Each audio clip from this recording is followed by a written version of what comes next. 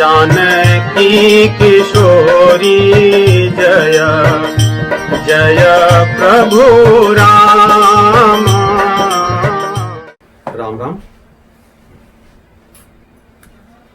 आज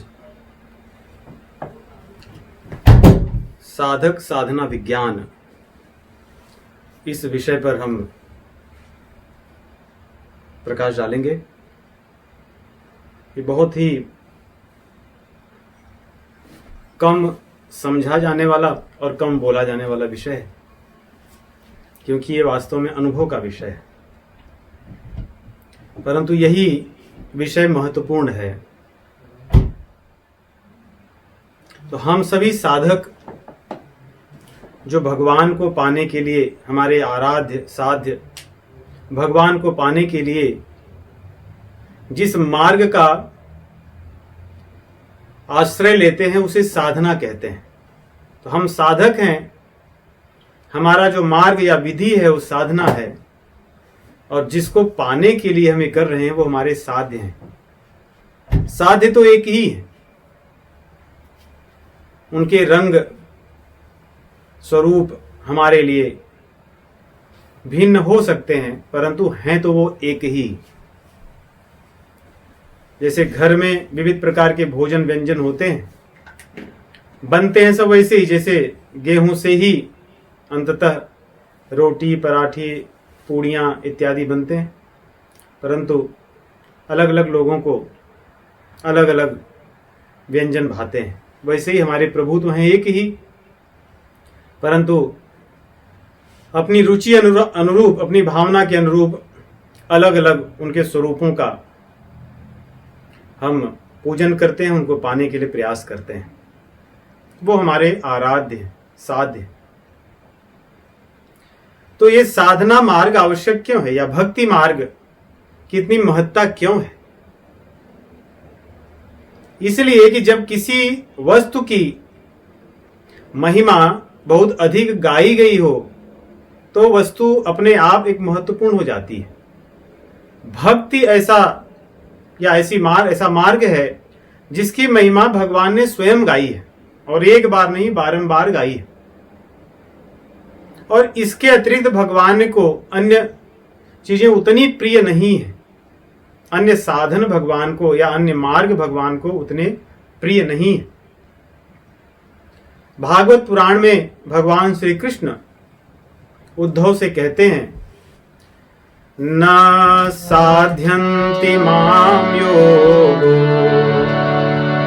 न सांख्यं धर्म्य उद्धव न स्वाध्यायस्तपस्त्यागी यथा भक्तिर्ममोर्जिता।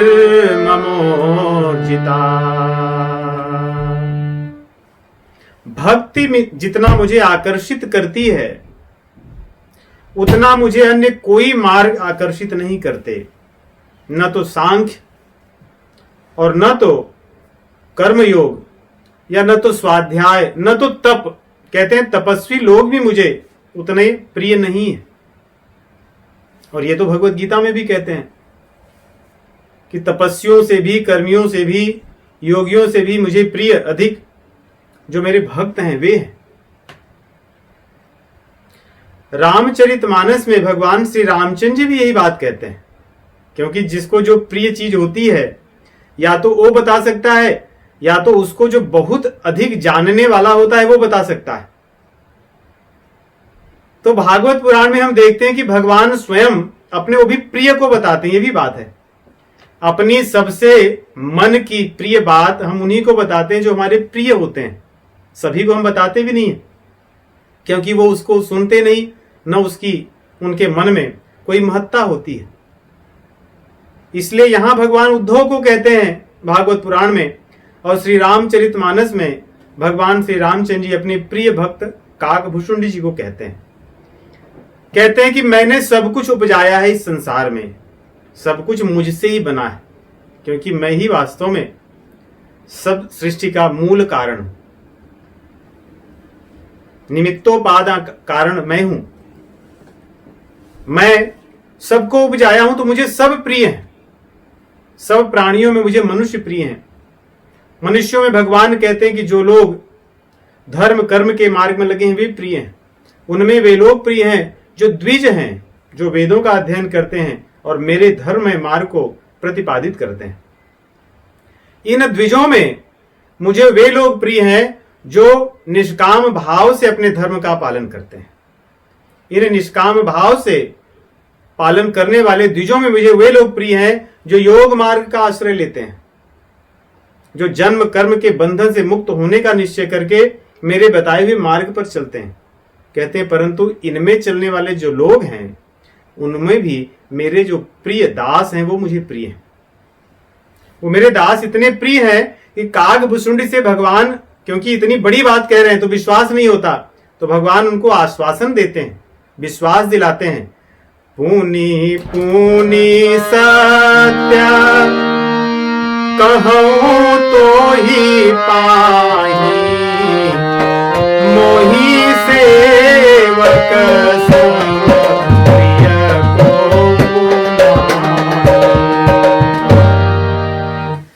कि मुझे मेरे सेवक मेरे भक्त के समान मुझे कोई प्रिय नहीं है। मैं बार बार तुम्हें कह रहा हूं, इसलिए विश्वास कर लो मेरी बात को।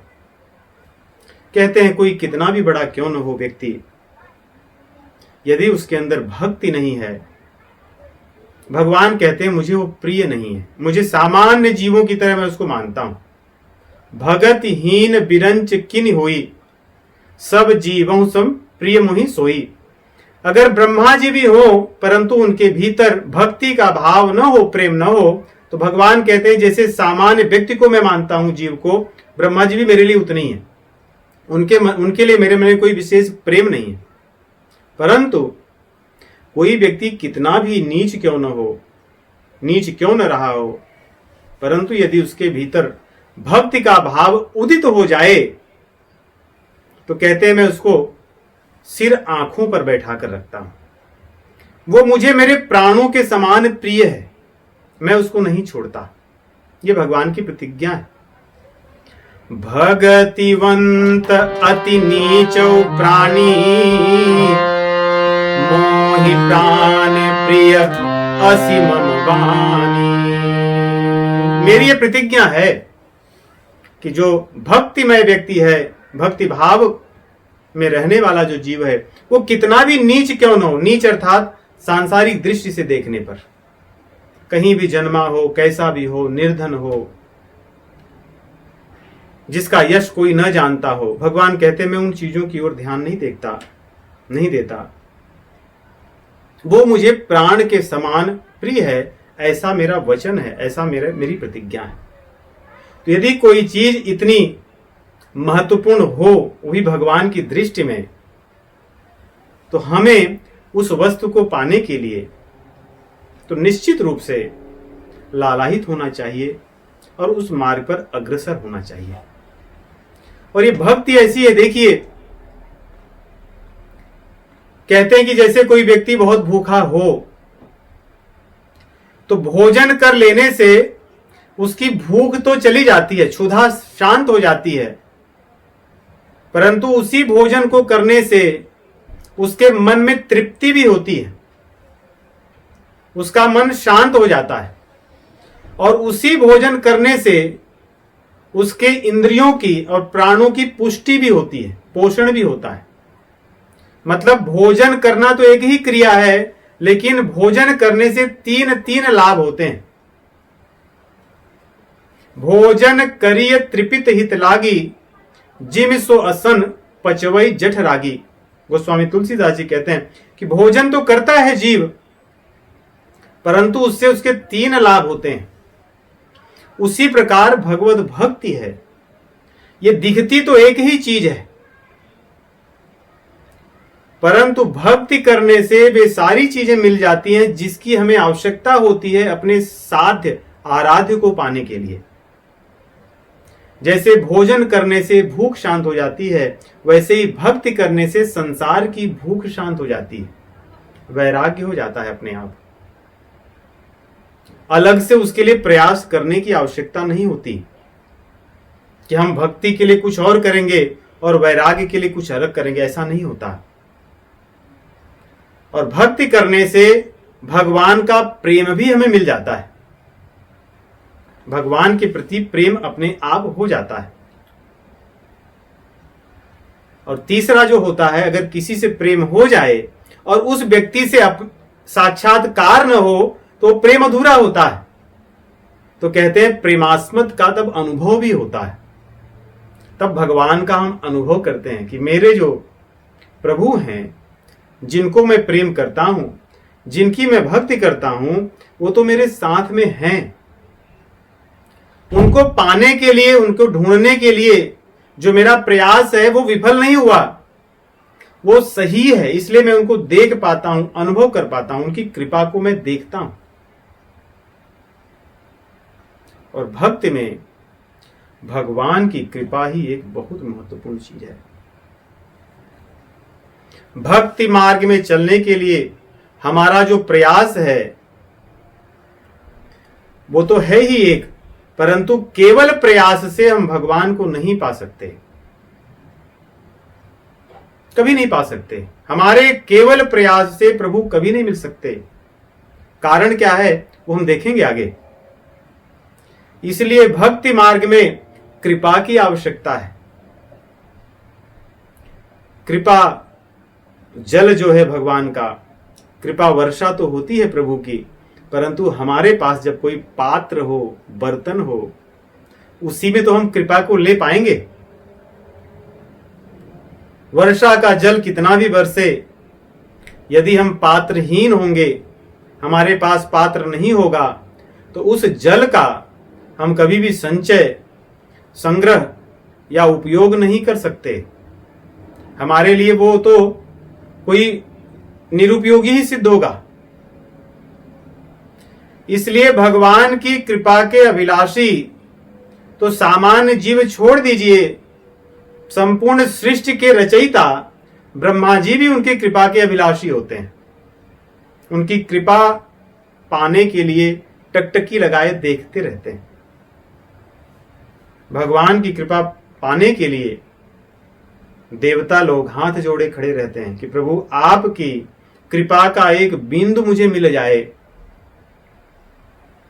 परंतु हम मानव शरीरधारियों के लिए ये सहज है भगवान की कृपा को पाना, और इस कृपा को पाए बिना भक्ति मार्ग में अग्रसर होना दुर्लभ है या असाध्य है।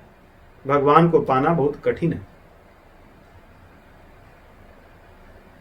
क्योंकि यदि हम अपने आप को बदल ही नहीं सकते, कुछ कर ही नहीं सकते, तो बातें करने से थोड़े ही कुछ होता है। जैसे गोस्वामी तुलसीदास जी कहे कि कोई व्यक्ति बहुत भूखा हो, परेशान हो, बेचारा बैठा हो, भूखा हो, और हम उसके सामने कल्प वृक्ष का चित्र बना करके उसको दिखाएं कि देखो ये कल्प वृक्ष है, इससे सब कुछ मिल जाता है। वो तो कभी होना नहीं जब तक कि वास्तविक कल्प वृक्ष वहां पर न हो। वैसे ही बातें हम कितनी भी बड़ी बड़ी कर लें,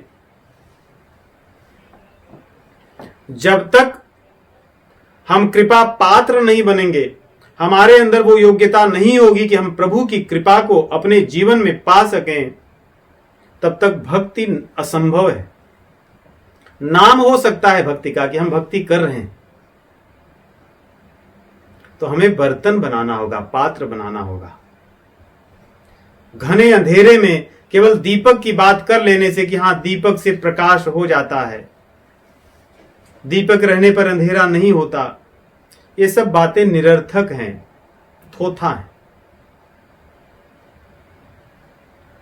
जब तक जीव साधना नहीं करता, भागवत पुराण में ब्रह्मा जी प्रार्थना करते हैं प्रभु से,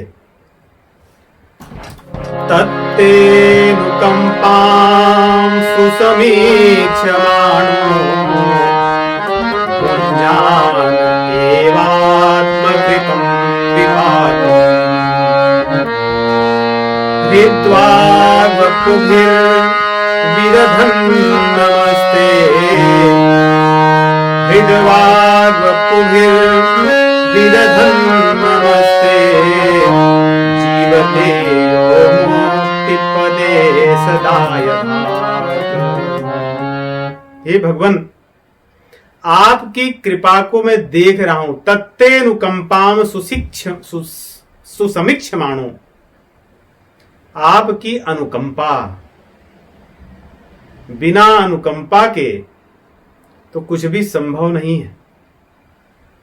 अनुकंपा तभी मिलती है, जैसे बरसात हो रही हो, जल तभी मिलता है जब हमारे पास पात्र हो। मान लीजिए हमारे पास ईख के बड़े अच्छे अच्छे इक्षुदंड हों, अर्थात गन्ने हों। उन इक्षुदंडों से रस तो तभी मिलेगा जब वो इक्षुदंड पेरे जाएंगे। कोई व्यक्ति इक्षुदंडों को लेकर रखे, कहे कि हमारे पास सबसे अच्छे इक्षुदंड हैं, गन्ने हैं, तो केवल रख लेने से, कह लेने से, दिखाने से उस इक्षु के रस का स्वाद वो कभी नहीं ले सकता।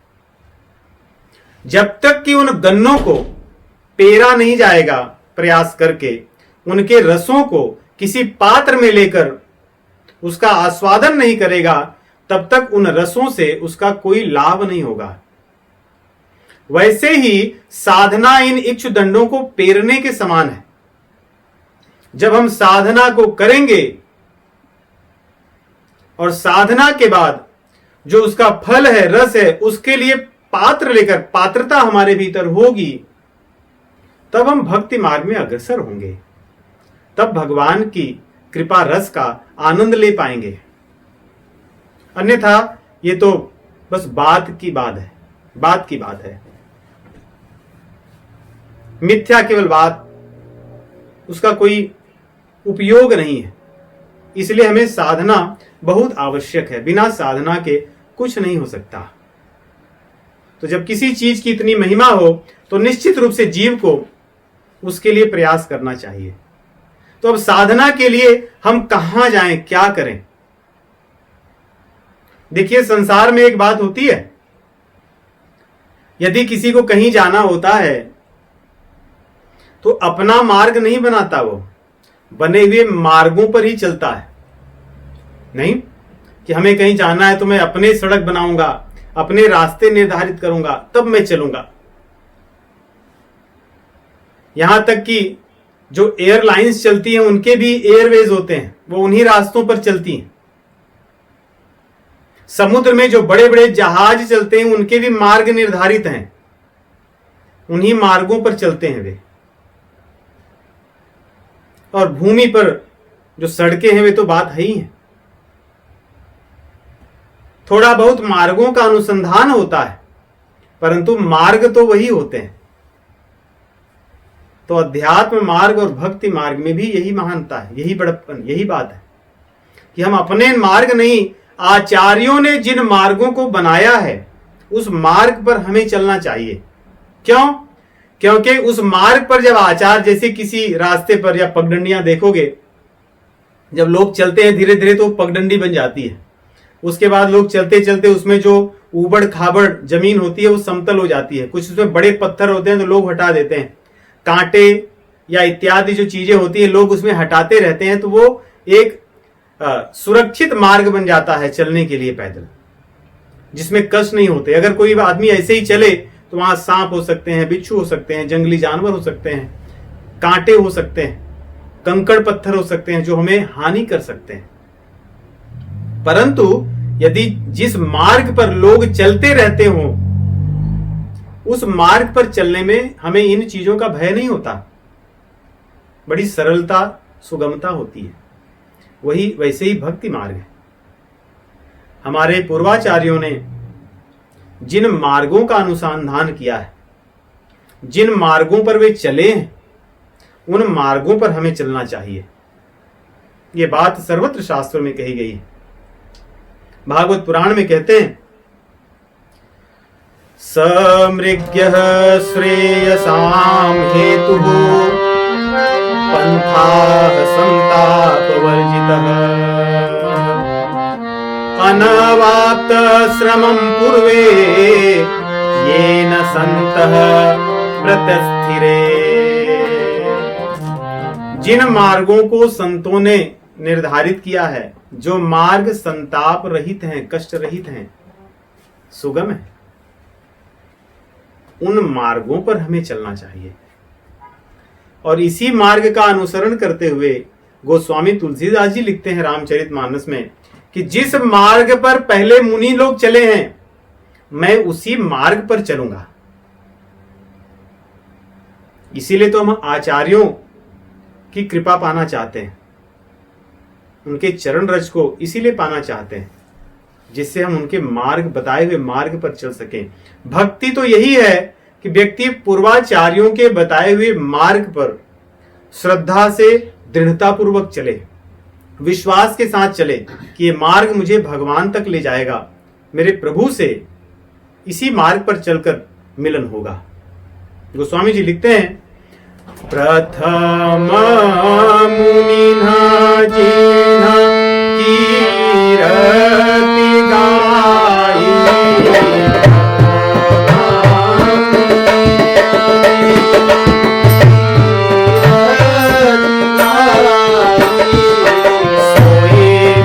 सुलभ मोहि भाई।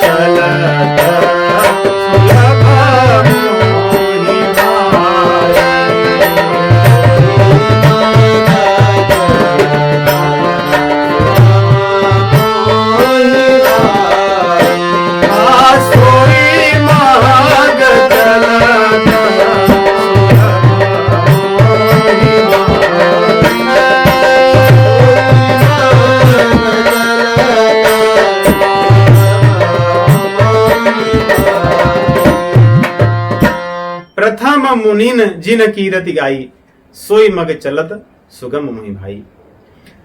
हमारे मुनियों ने, पूर्वाचार्यों ने जिस मार्ग को प्रतिपादित किया है, अनुसंधान किया है, जिस पर चलकर वो गए हैं, और उसके बाद आने वाले अन्य आचार्यों ने समय के अनुसार, काल के अनुसार, देश काल परिस्थितियों के अनुसार उन मार्गों में जो सुधार किया है, जो परिवर्तन किया है, मुझे उसी मार्ग का आश्रय लेना है।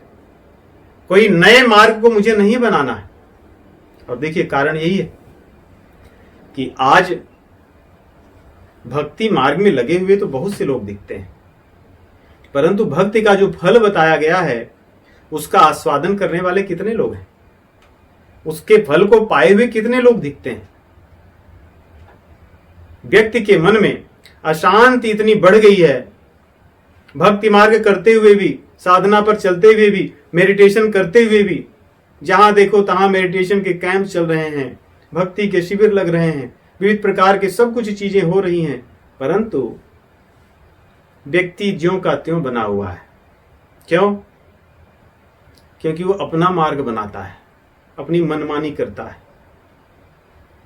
वो स्वयं को पा लिया है कि वो सिद्ध हो चुका है, कि वो पा चुका, वहां तक पहुंच गया है, इसलिए वो दूसरों का नहीं अपनी मनमुखी हो जाता है।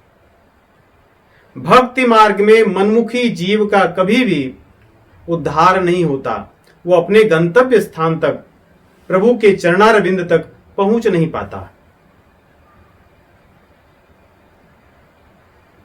और भक्ति मिलती कहां है? जिनके पास जो चीजें होती हैं उन्हीं के पास जाकर उन वस्तुओं को पाया जा सकता है। भगवान की भक्ति भक्तों से मिलती है। बृहन नारदीय पुराण में कहते हैं, यदि भक्ति को पाना है तो भगवत भक्तों का संग अनिवार्य है। मतलब एक चीजें होती है कि आप करो तो ठीक है, ऐसा नहीं, अनिवार्य है, इसके बिना वो नहीं मिल सकती। जैसे भोजन करना है तो भोजन तो कोई पकाने वाला हो, रसोइया हो, तब तो भोजन मिलेगा आपको। रसोइया ना हो, आप बैठे रहो कि हाँ मुझे भोजन मिलेगा, तो ये तो मूढ़ता के अतिरिक्त और कुछ नहीं है। इसलिए यदि भक्ति मार्ग में हमें चलना है, अपनी साधना के लिए आरंभिक और गंतव्य सिद्ध जो अवस्था है, दोनों अवस्थाओं में भगवत भक्त का संग अनिवार्य है। भगवान शिव जी जैसे महाभागवत भगवान से एक ही चीज मांगते हैं कि मुझे आपके भक्तों का संग मिले। इसके अतिरिक्त और वो कुछ नहीं मांगते कि मुझे ये चाहिए वो चाहिए, क्योंकि भगवत भक्त संग होगा तो बाकी सब चीजें अपने आप सुलभ होंगी। भगवत भक्त संग जैसे ही छूटेगा, हमारे पास जो भी वस्तुएं होंगी अध्यात्म की, धीरे धीरे वो सब नष्ट हो जाएंगी, वो हम छूट जाएंगी, वो हमसे मिलने वाली नहीं। इसीलिए कई बार ऐसे देखने को मिलता है, हम सब अपने जीवन में देखे होंगे कि कई अध्यात्म के मार्ग पर बहुत पहुंचे हुए लोग पतित हो जाते हैं, क्योंकि उनका सत्संग छूट जाता है, भगवत भक्त संग छूट जाता है। लगता है बहुत छोटी सी चीज, परंतु यही जैसे शरीर में रीढ़ की हड्डी भले दिखती न हो सामने से, परंतु शरीर को खड़ी वही किए रहती है। जैसे ही रीढ़ की हड्डी कमजोर हो जाए, आदमी सीधा नहीं खड़ा हो सकता, वैसे ही भगवत भक्त संग जैसे ही छूट जाता है, कोई जीव कितना भी बुद्धिमान हो, कितना भी बहुत बड़ा पहुंचा हुआ व्यक्ति हो, बस समय की देरी है, उसका पतन निश्चित है।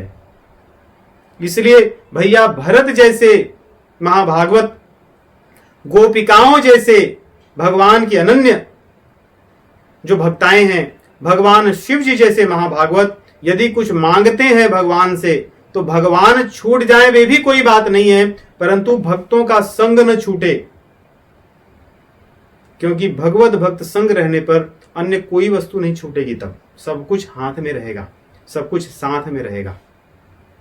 इसलिए संग बहुत आवश्यक है। संग अर्थात आसक्ति हो, हमारी आसक्ति हो भगवान भक्तों से, उनसे लगाव हो, उनसे ममता हो, उनसे ममता हो जाए, ये मेरे। जब ममता होगी तब हम उनके बताए हुए अनुसार काम करेंगे, उनको प्रसन्न करने के लिए काम करेंगे, तब हम उनका विरोध नहीं करेंगे, उनकी निंदा नहीं करेंगे, उनसे प्रेम करेंगे, उनकी सेवा करेंगे। इसलिए बृहन्नारदीय पुराण में कहते हैं, भक्तिस्तु भगवद भक्त संगेन परिजायते सत्संगः प्राप्यते पुंभिः सुकृतैः पूर्व संचितैः।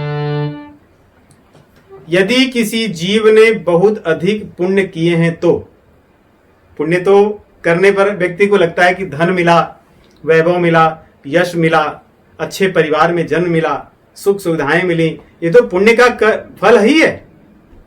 परंतु बहुत अधिक पुण्य कोई करता है तो तब उसे सत्संग प्राप्त होता है, और यदि सत्संग प्राप्त हो गया तो भक्तिस्तु भगवत भक्त संगेन परिजायते।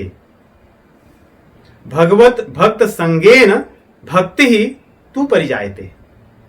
भगवत भक्तों के संग से ही भक्ति का परिजन्म होता है। परिजायते अर्थात वो घूम फिर करके सब प्रकार से बढ़ती है। जैसे कुछ लताएं बेल होते हैं, देखो कि सब तरह से फैलती हैं, बढ़ती हैं।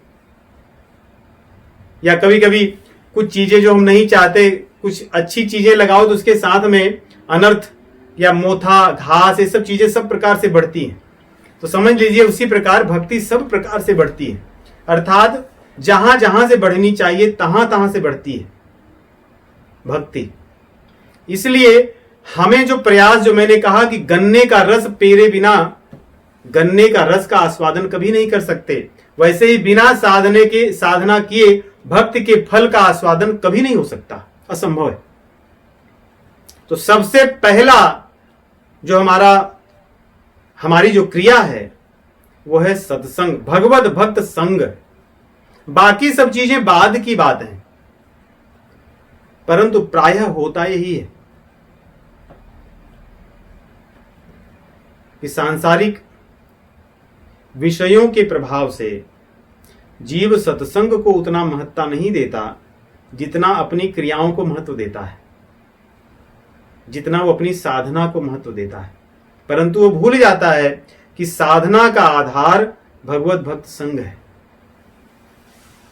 इसलिए जो सबसे अंत में छूटे तो भगवत भक्त संग छूटे अंत में।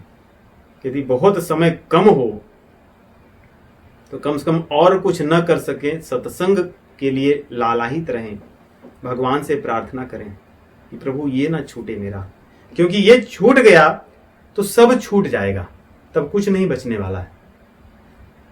इसलिए ये अवश्य मेरा रहे। अब आगे भगवत भक्त जब हम संग करेंगे तभी तो सब चीजें पता चलेंगी।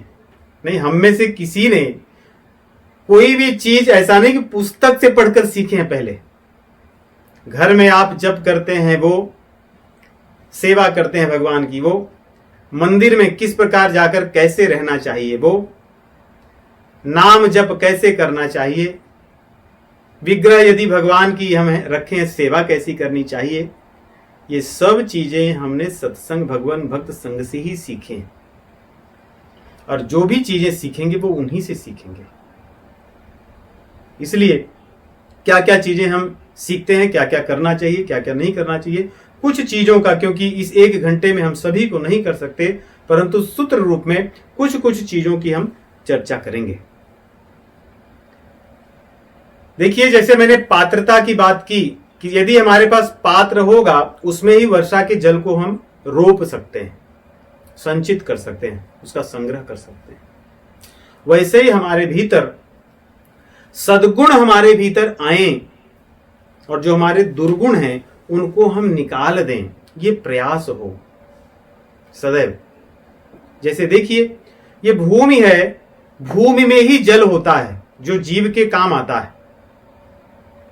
भले वो समुद्र से बादलों द्वारा या सूर्य के द्वारा सुखा लिया जाए और फिर बादल में परिवर्तित होकर पुनः बादल अन्य स्थानों पर बरसात करें, परंतु जब वो भूमि पर गिरता है और भूमि से जब वो जलाशयों में संचित होता है, वहीं से मनुष्य उसका उपयोग करता है।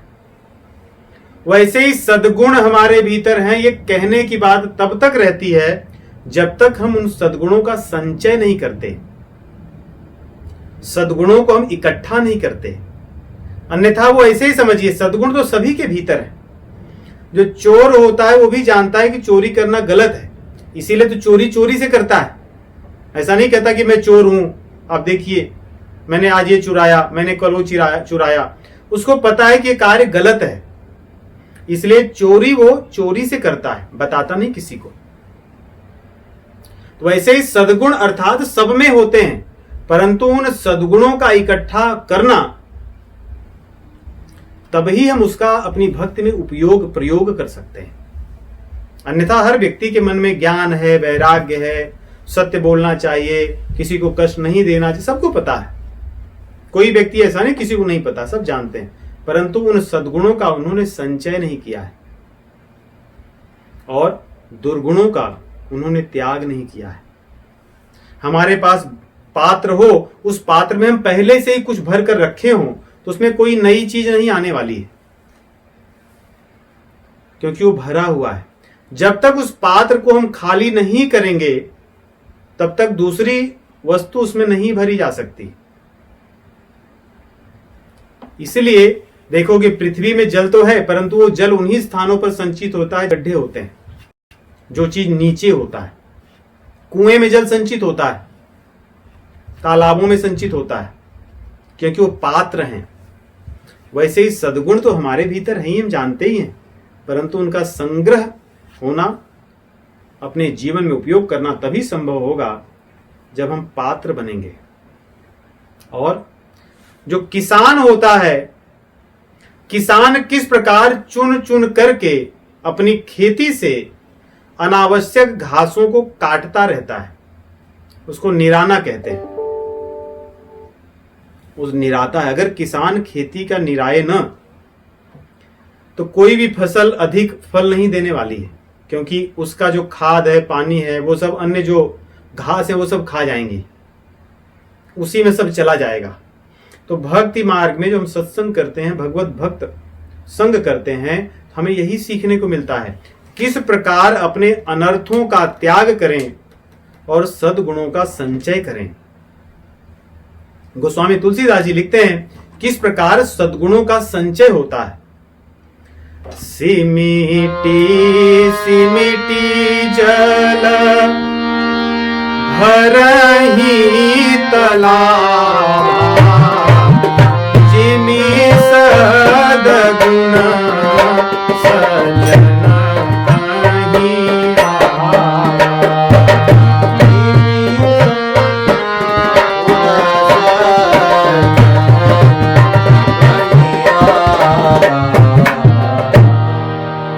सिमिट सिमिट जल भरहि तालाबा, तालाब में जल सिमिट रस रस करके भूमि से निकल कर आता है और वो भरता है। क्यों?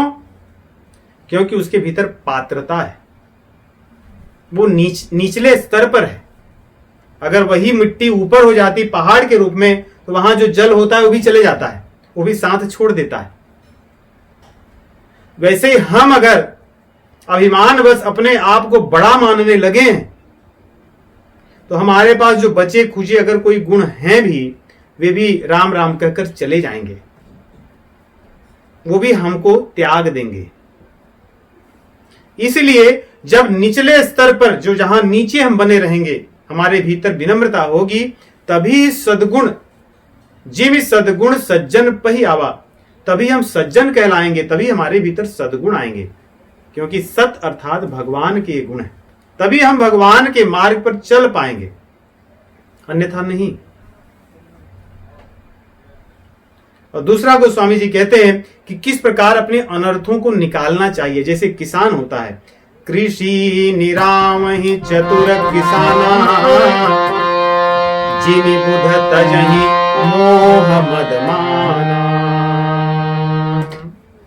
जो बुद्धिमान भक्त हैं वो किसानों की तरह ध्यान देते हैं अपने भीतर कि मेरे भीतर मोह मद मान जो हैं, मैं उनको कैसे त्यागूं। एक एक को चुन चुन कर लोगों से पूछते हैं।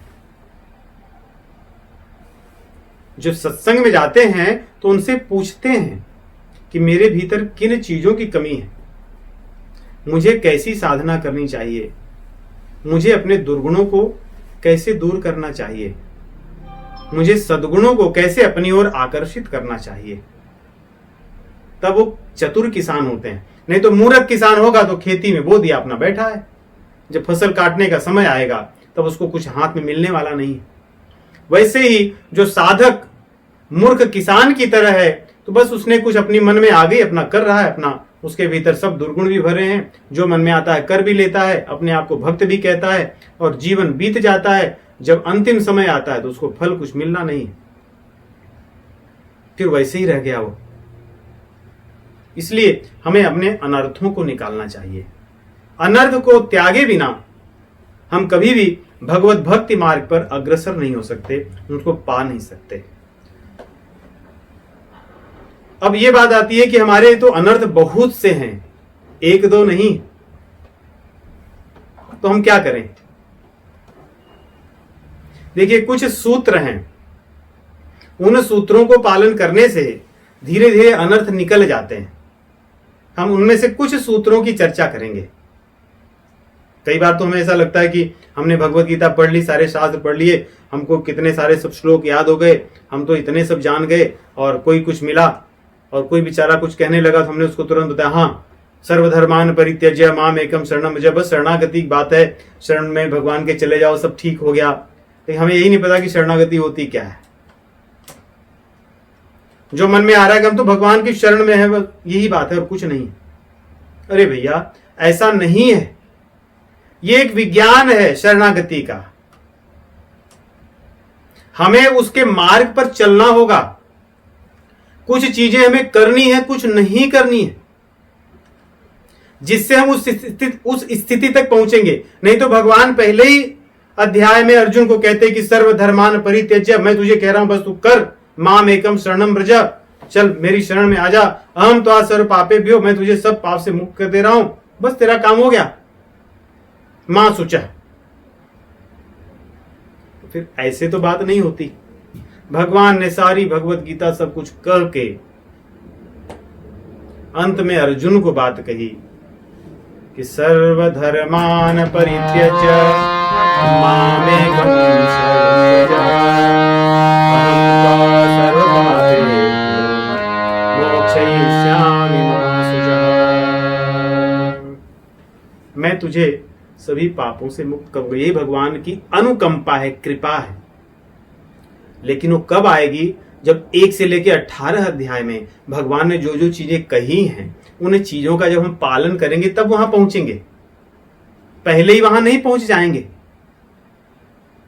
तो 1 से 18 अध्याय में तो भगवान ने बहुत सी बातें की हैं, लेकिन हमारे पूर्वाचार्यों ने उसको उसके सार को कहा है कि अगर इस श्लोक की में कही हुई बात तक पहुंचना है तो एक बात ध्यान में कर लो, वो क्या है? आनुकूलस्य संकल्पः प्रातिकूलस्य वर्जनम् रक्षेष्यतीति विश्वासो गोत्रित्ववर्णम् तथा आत्मनिक्षेप कार्पण्ये षड्विधा शरणागति। 6 बातें उन्होंने बताई। अगर इन 6 चीजों पे ध्यान रखो तो भगवान ने जो अपना सार गर्भित श्लोक जो भगवत गीता में कहा है, तब हम वहां तक पहुंच सकते हैं, हमारी साधना वहां तक हो सकती है। क्या? आनुकूलस्य संकल्पः, संकल्प कर लो। कैसा संकल्प? दृढ़ संकल्प। संकल्प का अर्थ यही होता है संकल्प, बहुत दृढ़ता से उसको धारण कर लो। क्या? आनुकूलस्य, जो चीजें अनुकूल हैं मेरी भक्ति में। अब उसकी व्याख्या हम यहां नहीं करेंगे, हम सब ने इसको सीखा है इतने वर्षों तक सत्संग में। भक्ति के लिए जो जो बातें अनुकूल कही गई हैं उनको संकल्प रूप में धारण कर लो, वो न छूटे। और जो जो चीजें बताई गई हैं कि हानिकारक हैं उनको त्याग दो। प्रातिकूलस्य वर्जनम, उसको तुरंत त्याग दो। जो प्रतिकूल वस्तुएं हैं, प्रतिकूल विचार हैं, प्रतिकूल व्यवहार हैं, प्रतिकूल आचरण हैं, उनका त्याग कर दो। दोनों को साथ में लेकर मत चलो, ये दोनों साथ में नहीं चलने वाली। और अगर इनको करने में कठिनाइयां आती हैं, मन में संदेह होता है कि ऐसे नहीं करूंगा तो मेरा क्या होगा, मेरा क्या होगा, मेरा भविष्य क्या होगा, तो कहते हैं रक्षिष्यति इति विश्वासो, रक्षिष्यति इति विश्वासो, मेरे प्रभु जो हैं वो मेरी रक्षा करेंगे, ये विश्वास हो। विश्वास यही है, बिना विश्वास के कोई भक्ति नहीं हो सकती। विश्वास के बिना भक्ति असंभव है। तो कह रहे विश्वास क्या हो कि मेरे जो नाथ हैं वो मुझे सदैव मेरी रक्षा करेंगे। और गोप्तृत्व वर्णम तथा, उनके अलावा और कोई रक्षा नहीं करेगा। देखिए दोनों चीजें कहने की आवश्यकता क्या है, जिससे हम दो नाव पर पैर रखकर न चलें। एक तो कहा कि मेरे प्रभु रक्षा करेंगे मेरी, फिर दूसरी तरफ कह रहे हैं यह भी विश्वास हो कि मेरे प्रभु के अतिरिक्त और कोई रक्षा नहीं करेगा। एक चीज कह रहे हैं कि अनुकूल जो चीजें उसको धारण कर लो, फिर ये भी कह रहे हैं जो प्रतिकूल उनको छोड़ दो। तो इस प्रकार अनुकूल आचरण, व्यवहार, विचार, आचार, आहार, इनको धारण करना और जो प्रतिकूल है उनको त्याग देना। भगवान के अतिरिक्त मेरा कोई और रक्षा करने वाला नहीं है और भगवान ही मेरी रक्षा करेंगे, ये बात हृदय में दृढ़ता से धारण कर ले। और आगे कहते हैं आत्म निक्षेप कार्पण्ये, अपना सब कुछ भगवान का माने। मेरे पास जो कुछ भी है, मैं हूं, जो मेरे जो लोग हैं, जो कुछ मुझे मेरी दिखती है वह सब प्रभु की है, मेरा कुछ नहीं है। यही तो अभिमान का त्याग है। अब अभिमान का त्याग, फिर बोल रहे हैं कार्पण्ये, अर्थात दीनता का भाव हो। नहीं, दोनों चीजें सदैव कह रहे हैं। कई बार अभिमान का त्याग हो जाने पर भी आदमी विनम्र नहीं होता, क्योंकि उसको ये आशा होती है कि लोग मुझे कहें कि बहुत विनम्र व्यक्ति है। इस अहंकार से भी वो पोषित रहता है। कह रहे हैं ये जो 6 वस्तुएं होती हैं, ये जो 6 चीजें हम करेंगे तो शरणागति का मार्ग हमारे लिए प्रशस्त होता है। और ये 6 चीजें करने पर भगवत गीता के सभी श्लोकों में हमारे लिए, साधकों के लिए कही गई जो बातें हैं सब आ जाती हैं। इसी में यम नियम सब कुछ आ जाता है, इसी में योग सब कुछ आ जाता है, इसी में सब प्रकार की साधना आ जाती है कि आनुकूलस्य संकल्प प्रातिकूलस्य वर्जनम रक्षिष्यतीति विश्वासो गोप्तृत्व वर्णम तथा आत्मनिक्षेप कार्पण्ये षड्विधा शरणागति। और हमारे आचार्यों ने इसके और भेद बताए कि कौन सी अनुकूल है कौन सी प्रतिकूल है। थोड़ा सा उन्होंने संकेत किया कि अनुकूल प्रतिकूल अपनी चीजों को कैसे आप कर सकते हैं, कैसे मान सकते हैं, जिससे आपको इनको करने में सरलता होगी। उनमें से कुछ वस्तुओं को हम देखेंगे। देखिए, एक तो कहते हैं कि हमारी जो आदतें हैं ये जल्दी जाने वाली नहीं, इसलिए हम अनुकूल प्रतिकूल चीजों को यथावत नहीं कर पाते कि अनुकूलों को ग्रहण कर लेना, प्रतिकूल को छोड़ देना, ऐसा नहीं हो पाता।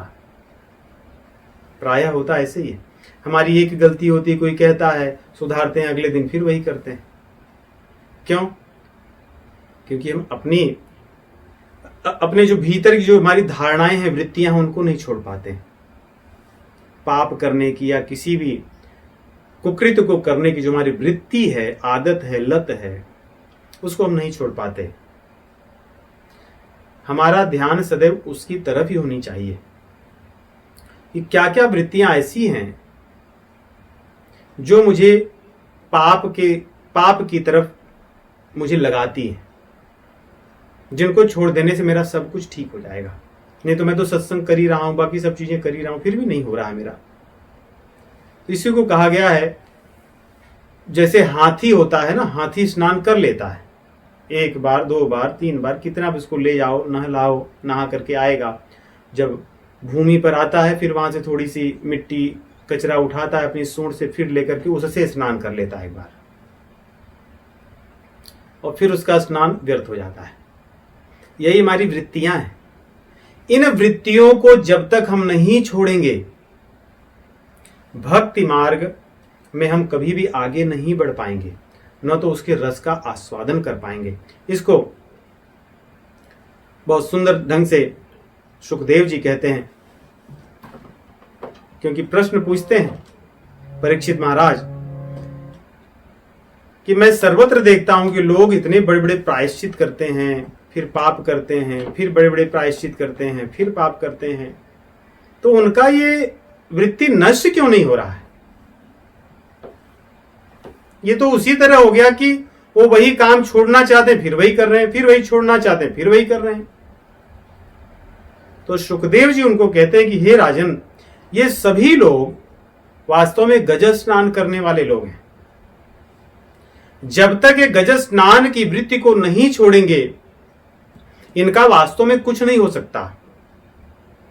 क्योंकि आप हाथी को ले जाकर 1000 बार नहलवाइए, 20,000 बार नहलवाइए, 1 करोड़ बार नहलवाइए, जीवन भर उसको ले जाओ, नहलवाओ, नहा के आने के बाद तो वही करने वाला है, वो तो अपनी वृत्ति को नहीं छोड़ेगा।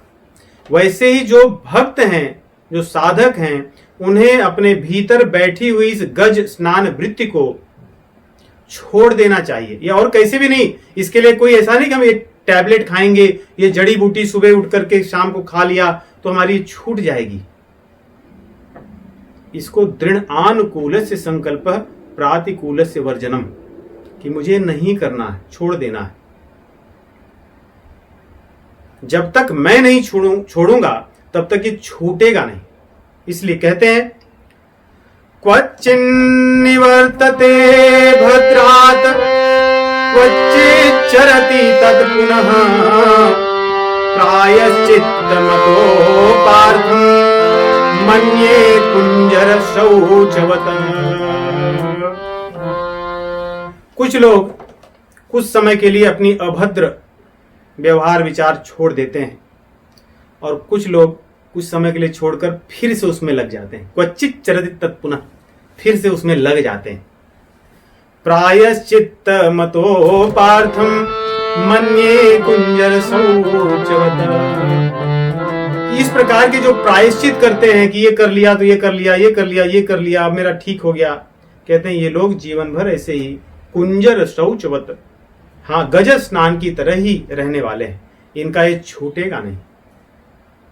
इसलिए यदि इनको छोड़ना है तो भक्ति मार्ग में बताए हुए जो साधन हैं उनका दृढ़ता से आश्रय लें। जो हमारे आचार्य हैं उनकी बताई हुई बातों को अपना हितकर मान करके उसको ग्रहण कर लें, अपनी सांसारिक बुद्धि को न लगाएं।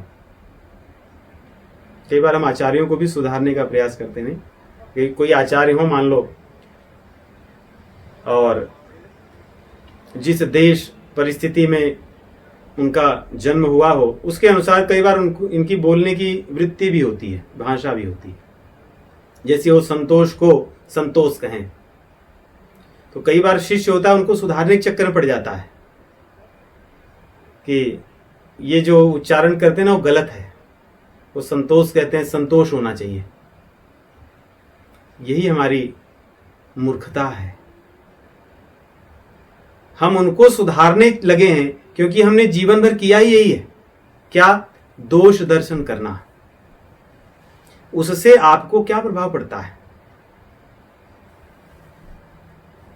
जो मानव शरीर धारण किया है उसके भीतर ये त्रिगुण के कारण, त्रिगुण जो संसार की त्रिगुण दोष हैं, इनके कारण जो चीजें दिखेंगी हमें कुछ सही और कुछ बुरी, लेकिन जो आचार्य होते हैं वो गुणातीत होते हैं। उनके बोलने से, कहने से, उनके कपड़े पहनने के ढंग से, उनके शरीर के रंग से, उनकी अवस्था से, उनकी दाढ़ी से, इन चीजों से या हमें नहीं देखना चाहिए, इन वस्तुओं पर हमें नहीं देखना चाहिए। आचार्यों को तो सबसे श्रेष्ठ, भगवान का परम प्रिय और भगवान के समान मानना चाहिए। इसलिए जो हमें साधना बताएं उसका आश्रय ले लेना चाहिए। कई बार उनकी सब चीजों को हम सुधारने में लग जाते हैं, इसीलिए नहीं सुधार होता।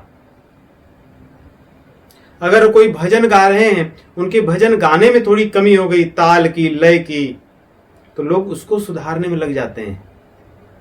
क्यों? क्योंकि उनको ऐसा होता है कि अगर ये भजन अच्छे से गा लिए तो बस हो गया। भक्ति तो वही है।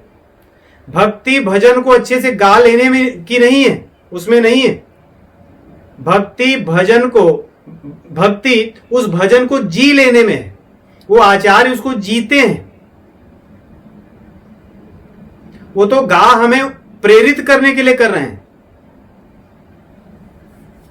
उनके शब्दों को हमें जीना है, हमें जीने का प्रयास करना है। ये चीजें कब छूटेंगी? हमारे सद्गुरुदेव बताते हैं कि 4 प्रकार के ग्रह होते हैं, इन ग्रहों को त्याग दो। प्रायः जीव और वैष्णवों को, भक्तों को तो अन्य वस्तुओं, अन्य प्रकार के ग्रहों के लिए कभी चिंतित नहीं होना चाहिए, क्योंकि हम तो भगवान रूपी ग्रह से ग्रहित हैं कि भगवान रूपी जो ग्रह है उसने हमें पूरी तरह से पकड़ रखा है। इसलिए उस ग्रह के आ जाने पर अन्य ग्रह का कुछ प्रभाव नहीं होने वाला है। नहीं, अगर कोई व्यक्ति दिन में सूर्य के प्रकाश में बैठा हो तो उसको दीपक या अन्य प्रकार के प्रकाशों की आवश्यकता नहीं है। वैसे ही कोई भगवान रूपी ग्रह से गृहीत हो तो उसको अन्य किसी ग्रह की क्या चिंता है? अब इतने बड़े ग्रह ने जब पकड़ ही रखा है। परंतु फिर भी 4 प्रकार के ग्रह होते हैं जो हम चाहें तो छोड़ सकते हैं, और सबसे भयंकर ग्रह है आग्रह। छोड़ दें। आग्रह जब छोड़ देंगे तो लोगों से आशाएं छूट जाएंगी। लोगों से आशाएं छूटते ही हृदय में एक प्रकार की ठंडक मिलती है, शांति मिलती है। क्योंकि जैसे कोई बंधा रहे बहुत दिनों से, जैसे ही छूट जाता है तो एक आनंद की अनुभूति होती है। तो आग्रह को तो छोड़ देना चाहिए कि ये व्यक्ति ऐसा ही बोले, ऐसा ही करे, ऐसे ही कपड़े पहने, ऐसे ही आचरण करे। छोड़ दें इसके बारे में। और दूसरा है संग्रह। संसार की जो चीजें मेरे पास हैं वो मेरे पास ही बनी रहें और आती रहें और आती रहें और आने दीजिए, और चाहिए और चाहिए। भाई आपका हो गया? नहीं, और चाहिए हमें। कब तक? हमें नहीं पता, लेकिन हमें किस लिए हमें नहीं पता, लेकिन मुझे चाहिए, मेरे को तो लेना है। संग्रह, संग्रह। कई बार लोगों के यहाँ वस्तुएं इतनी पड़ी होती हैं, उन्हें स्वयं नहीं पता होता कितनी चीजें। सफाई करने जाते हैं, देखते हैं, अरे ये अच्छा, ये 7-8 साल पहले अच्छा लिए थे, क्या किए हमें नहीं पता, क्यों लिए थे। हमने ऐसे भी लोगों से चर्चा करते हुए सुने थे, याद है कि आपको हमने इसको क्यों खरीदा था। सोचिए, ये स्थिति है मनुष्य की। संग्रह में लगे हुए जीवों की ये स्थिति है कि उन्होंने वस्तुओं का इतना संग्रह कर रखा है कि उनकी स्मृति भी नष्ट हो गई, उन्हें स्वयं पता नहीं कि क्यों खरीदा था, हमें क्यों चाहिए। संग्रह को छोड़ दें। और इससे भी भयंकर एक वस्तु है, वह परिग्रह। संग्रह तो व्यक्ति गया, कुछ देखा, ले लिया, या मुझे ये चीज चाहिए। परिग्रह ऐसी भयंकर बीमारी है कि उनके पास है तो हमें भी चाहिए। सब कुछ बढ़िया चल रहा है, उसने किसी का देखा कि अच्छा उन्होंने ये अच्छा, तो हम लोग भी लेते हैं, चलो प्लान करते हैं, कितने की आती है, क्यों ले रहे हैं उन्हें नहीं पता, परंतु उन्होंने किया है इसलिए हमें भी करना है। यही देखा देखी व्यक्ति करता है। देखा देखी जब संग्रह की भावना बढ़े तो वही परिग्रह है कि मुझे सब कुछ चाहिए, भले मेरे काम का हो न हो। अब बताइए, इस बीमारी का, इस रोग का क्या उपचार है।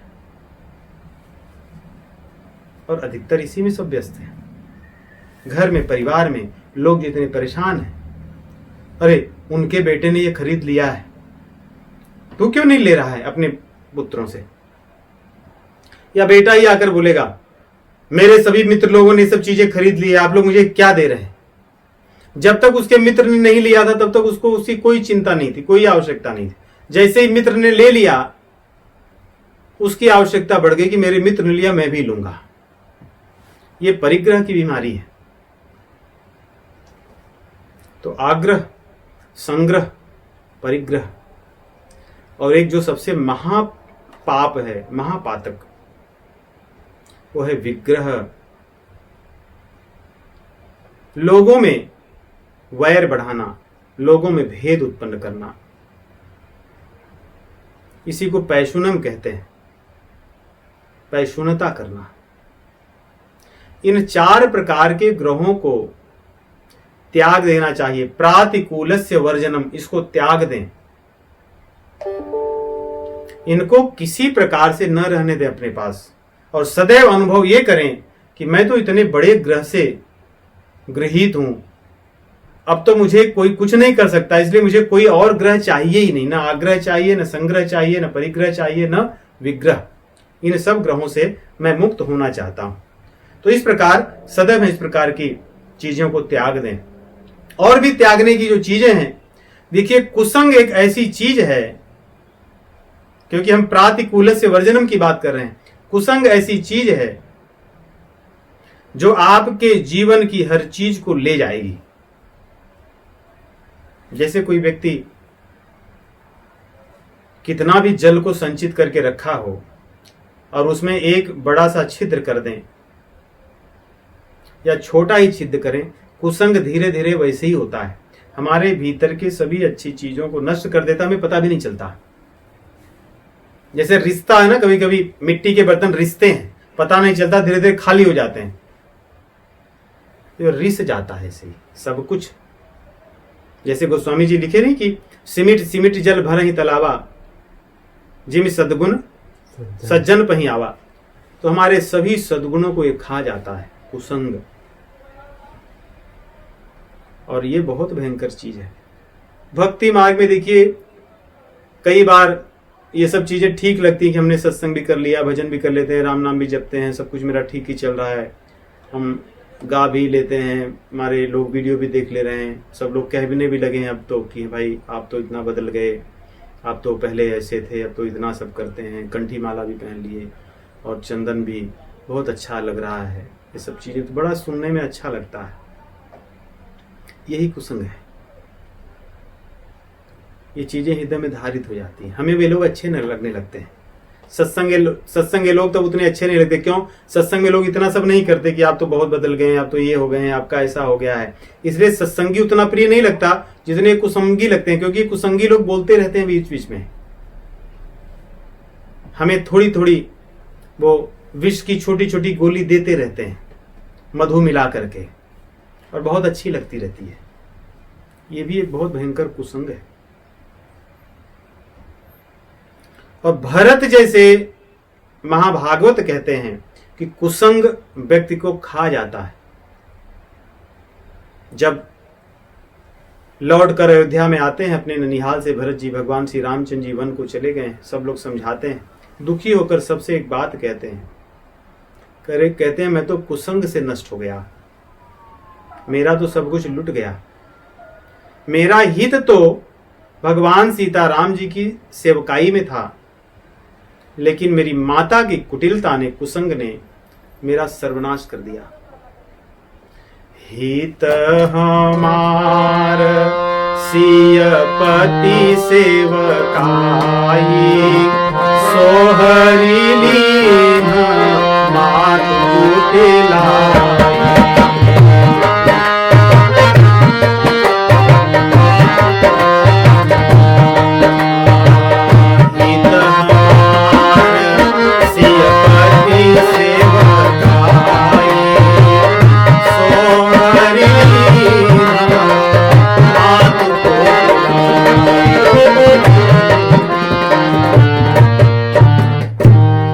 कुसंग तो माताजी के रूप में आ गया, जबकि मां कोई सोच सकता है कभी कुसंग का साधन बन सकती है। भरत जी कहते हैं कि मेरा हित तो सियपति की सेवकाई में था, परंतु कुसंग रूप में मेरी मां ने मेरा सब कुछ नष्ट हर लिया, उसको नष्ट कर दिया। अब मैं क्या करूं? इसलिए हमारा जीवन सदैव इस बात पर देखे कि मैं कुसंग को कैसे चुन चुनकर त्याग दूं। जो मेरी प्रशंसा कर रहे हैं, क्या मेरी उनके प्रति आसक्ति सत्संगियों से अधिक हो रही है? क्या वो मुझे अधिक प्रिय लग रहे हैं? यदि हां, तो मैं कुसंग से ग्रसित हूं, और कुछ समय के बाद मैं पुनः अपने उन्हीं आचरणों में चला जाऊंगा जहां से उठकर आया था। इसलिए कुसंग कई बार बड़े प्रेम से और अच्छे रूप में आता है हमारे सामने, और बढ़िया लगता है, हम उसका स्वागत करते हैं, और हम उसको मानते भी नहीं को कुसंग है। इसलिए यदि कोई हमारे जीवन में उसका आचरण स्वयं वैसा न हो और हमारी प्रशंसा करता हो, तो ऐसा नहीं कि हम उसका विरोध करें, उससे विविध प्रकार की अपशब्द कहें। हम मन में तुरंत सचेत हो जाएं कि मुझे सचेत रहना है, सावधान रहना है, मेरा पतन आरंभ हो रहा है। कैसे इस बात को मैं अपने हृदय में धारण न करूं और इस व्यक्ति की बात को सही न मानूं। क्यों? अब सोचिए, यदि वो व्यक्ति सच में आपका सम्मान करता होता, तो वो व्यक्ति क्या आपके जैसा बनना नहीं चाहता? यदि आपकी भक्ति का उसके जीवन में कोई महत्व होता, आपके नाम जप का उसके जीवन में महत्व होता, तो क्या वो स्वयं उस मार्ग का आश्रय नहीं लेता? अवश्य लेता। क्योंकि यदि कोई व्यक्ति महीनों में $1 मिलियन कमाता रहे और लोग उसकी प्रशंसा करते रहें, तो क्या वो नहीं प्रयास करेंगे कि हमें भी कुछ बताइए, हम भी उस मार्ग पर चलेंगे, हम भी जानना चाहते हैं। इसलिए इनको कुसंगी समझिए जो आपकी प्रशंसा में लगे हैं। उनको आपकी भक्ति से, आपके मार्ग से कुछ लेना देना नहीं है, परंतु प्रभु आपकी परीक्षा ले रहे हैं। सदैव ऐसे ही विचार रखें कि मेरे भगवान मेरी परीक्षा ले रहे हैं, और ये भी ऐसे ही होता है।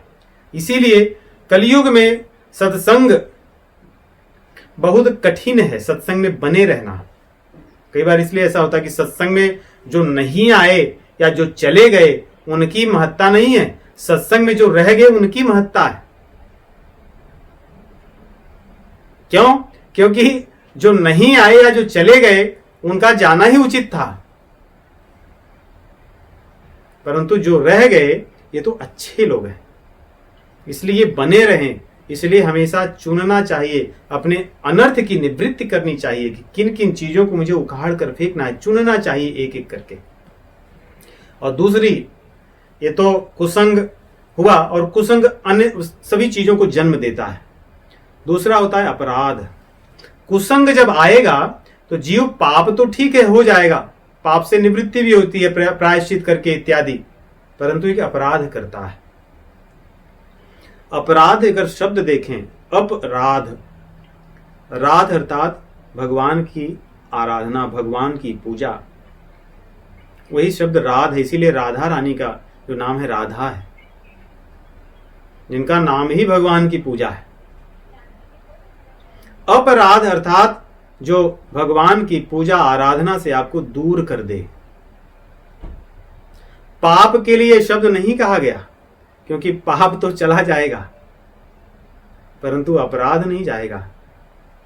इसको ऐसा ही कालिक समझिए, जो ग्रीस मिला हो और लग करके ऐसा सूख गया हो कि जिसका निकलना कठिन है। कपड़े फट जाते हैं परंतु ग्रीस नहीं निकलता। वैसे ही जीवन अनेकों बीत जाते हैं, अपराध का फल पूरी तरह से फलित नहीं हो पाता। ये बहुत भयंकर चीज है। अपराध विविध प्रकार के हैं। आचार्यों ने अपराध के लिए तो एक समझ लीजिए विज्ञान ही है। अपराध बहुत हैं, अनंत हैं। भगवान का नाम जपने में अपराध है, भगवान की सेवा करने में भी कुछ प्रकार के अपराध हैं, भक्तों से बातचीत करने में भी कुछ प्रकार के अपराध हैं, मंदिर जाने में भी कई प्रकार के अपराध हैं कि वहां जाकर क्या करना चाहिए, क्या नहीं करना चाहिए, क्या करने से अपराध होता है, क्या करने से अपराध नहीं होता। शास्त्रों को पढ़ते समय भी कैसे पढ़ना चाहिए, क्या पढ़ने से, क्या करने से अपराध होते हैं, सब में अपराध है, संभव है। इसलिए अपराध से बचना चाहिए। अपराध एक ऐसी चीज है जिसका कोई अन्य उपाय नहीं है बचने का। इसकी महिमा सर्वत्र बड़े कहते हैं ना विस्तार से बताई गई कि अपराध से बचो, क्योंकि बहुत भयंकर है। इसको ऐसे ही समझिए जैसे हम सांप सीढ़ी खेलते हैं जब बच्चे, तो सांप सीढ़ी में कई बार कुछ ऐसे सांप होते हैं जो काटते हैं तो व्यक्ति पूरा वहां से निकलने वाला होता है, वहां से सीधा शून्य पे आ जाता है नहीं, और वो सांप बार बार काटते रहे। तो ये अपराध वैसे ही है, बार बार काट के शून्य तक ले आता है, और तो शून्य तक ही आता है, ये आपको शून्य से भी नीचे ले जाता है, जहां पर आप शून्य पर पहुंच भी नहीं पाते हैं। ये बहुत भयंकर है। और ये ऐसा है किसी से प्रभु रूठते, देखिए भगवान कभी रूठते नहीं। भगवान ने एक बात कही है, कोई कितना भी पापी क्यों न हो, अपि चेत सुदुराचारो भजते माम अनन्य भाग, साधुरेव समन्तभ्यः सम्यक व्यवसितो हि सः क्षिप्रम भवति धर्मात्मा। कहते हैं जो अपि चेत सुदुराचारो क्षिप्रम भवति धर्मात्मा, मैं उसको धर्मात्मा मान लेता हूं। कोटि विप्रबध लागई जाऊ, आए शरण तजऊ नहीं ताऊ। कितना भी पापी हो, कोई चिंता की बात नहीं है, मेरी तरफ जब आ जाता है तो मैं उसको साधु मान करके अपना लेता हूं। लेकिन कहीं भगवान ने अपराधियों के लिए ऐसा नहीं कहा है, बल्कि अपराधियों के लिए कहा है, अपराधी जो होता है मेरे रोष से जलकर नष्ट हो जाता है, क्योंकि मैं उसको क्षमा नहीं करता। सोचिए प्रभु यदि ऐसी बात कहते हैं तो ये कितनी भयंकर चीज होगी अपराध, और इसकी तरफ हमारा ध्यान नहीं जाता। रामचरितमानस में उत्तरकांड में जब काकभूषुंड जी का प्रसंग आता है, उस समय जब वो गुरु के प्रति अपराध करते हैं, सोचिए अपराध ऐसी चीज है कि भगवान शिव जी स्वयं प्रकट होकर के वहां दंड देते हैं, उनको सहन नहीं हुआ। अपराध गुरु के प्रति किया, क्रोध भगवान शिव जी को आया, और भगवान शिव जी का नाम है भोले बाबा। ऐसे ही नाम नहीं रखा गया, क्योंकि उनको कुछ लेना देना नहीं होता है, जो करना कर, मेरा जब समय आएगा संहार करने का तब मैं थोड़ी सी अपने नेत्र को खोलूंगा। ऐसा भी नहीं को क्रोध में लाल हो जाते हैं, अपने नेत्र को खोलेंगे, अपना काम करके फिर अपनी समाधि में मस्त हो जाते हैं। उनको किसी से कुछ लेना देना नहीं, ऐसे भोले बाबा हैं। न तो उनको ये लेना देना कि मुझे कोई क्या चढ़ाता है, कोई आया एक लोटा जल चढ़ा के जय ओम नमः शिवाय करके अपना चल दिया। तो सोचिए अपनी विधि विधान भी कुछ नहीं ऐसा उनका। कोई आया दूध चढ़ा दिया, कोई जल चढ़ा दिया, कोई अपना चल दिया, कोई आधा लोटा चढ़ाया, कोई 2 लोटा चढ़ाया, कोई 1 बाल्टी चढ़ा दिया। नहीं, ऐसे भोले बाबा भी काकभुषुंडी के द्वारा किए गए अपराध को देखकर क्रोधित हो जाते हैं और कहते हैं, इंद्र कुलिश मम शूल विशाला, काल चक्र काल दंड हरिचक्र कराला। इंद्र का वज्र, मेरा त्रिशूल, काल का दंड और हरि का चक्र, इससे कोई नहीं बचता। देखिए ये 4 ऐसी वस्तुएं हैं, ये किसी को नहीं छोड़ते अगर चल गए तो। इंद्र का वज्र किसी को नहीं छोड़ता। भगवान शिव जी का त्रिशूल अगर चला है तो काम कर कर आएगा। भगवान का जब चक्र चल गया तो चल गया फिर। और काल, जब काल आ गया तो आ गया। कोई आदमी कितना भी कुछ हो बड़ा, पूरी दुनिया को जीत कर बैठा हो, पूरी दुनिया की धन संपत्ति उसके हाथ में हो, काल आ गया तो आ गया। वो उसका एक क्षण भी उससे नहीं बच सकता कि मुझे एक क्षण दे दीजिए। उससे भी, उसको भी नहीं पा सकता कि मैं दुनिया का सबसे धनवान व्यक्ति हूं, मैं दुनिया को का शासन करने वाला व्यक्ति हूं। जब काल आ गया तो आ गया। इनकी ऐसी महिमा है। भगवान शिव जी कहते हैं, जो इनकर मारा नहीं मरई, विप्रद्रोह पावक सुजरई। यदि कोई व्यक्ति इनके मारा न मरई, अर्थात मान लो इन्होंने मार दिया, चक्र ने भी मारा कोई न मरा हो, त्रिशूल ने मारा कोई बच गया हो, काल आया हो उससे भी कोई बच गया हो, और भगवान के त्रिशूल से भी कोई बच गया हो। कहते हैं ये संभव है, परंतु भक्तों के प्रति किया गया जो द्रोह है उससे कोई नहीं बच सकता। अर्थात ये इतनी बड़ी चीज है।